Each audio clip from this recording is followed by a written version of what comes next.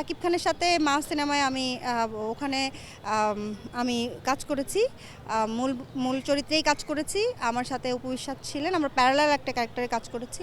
তো আসলে ওই সিনেমাটা আমাদের অল্প কিছু অংশ বাদ রয়ে গেছে। দেশের বাইরে আমাদের দুটো গান করার কথা ছিল, সেটাও স্টপ আছে। তো আসলে এটা আমার পরিচালক এবং প্রোডিউসার যিনি আছেন উনি বলতে পারবেন, আমি আসলে বলতে পারবো না। আমি স্টুডেন্ট লাইফ থেকে বিজনেসের সাথে ইনভলভ, তো হচ্ছে কোনো না কোনোভাবে আমার টাইমটা আসলে পাস হয়ে গেছে। আর আমার কোনো কিছুতে আসলে রিগ্রেট নাই যে আমি এটা করতে পারলাম না, ওটা করতে পারলাম না। আমি থিয়েটার থেকে এসেছি।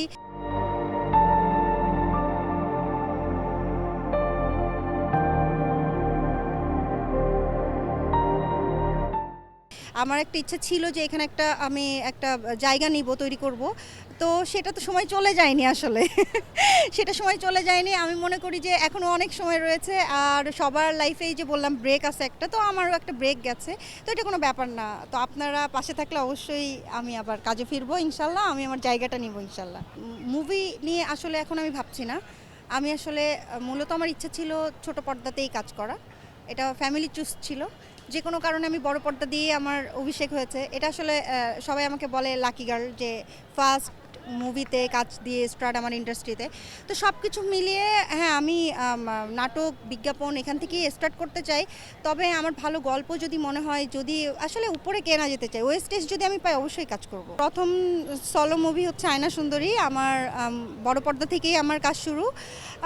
এরপরে আমি আরও বেশ কয়েকটি মুভিতে আমি সাইনিং করেছি এবং কোনোটা 70%, 60% এভাবে কাজ হয়েছে। আর আপনারা সাংবাদিক ভাইয়েরা তো আমার প্রচুর নিউজ করছেন এবং আপনারা জানেন।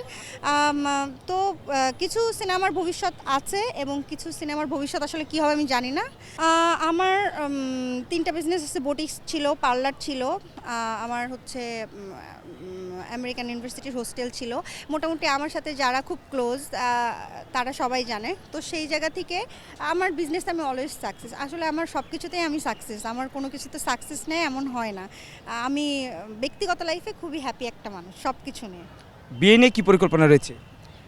এখন আসলে এই প্রসঙ্গ নিয়ে কথা বলা বা ভাবা এরকম কিছু আমি এখন এই মুহূর্তে বলতে চাচ্ছি না। আমি আসলে চাচ্ছি যে সবাই যেহেতু চাচ্ছে, তো আমি ক্যারিয়ারটা নিয়েই আগাতে চাচ্ছি, আমার বিজনেস মুভ করে আগাতে চাচ্ছি, দ্যাটস ইট।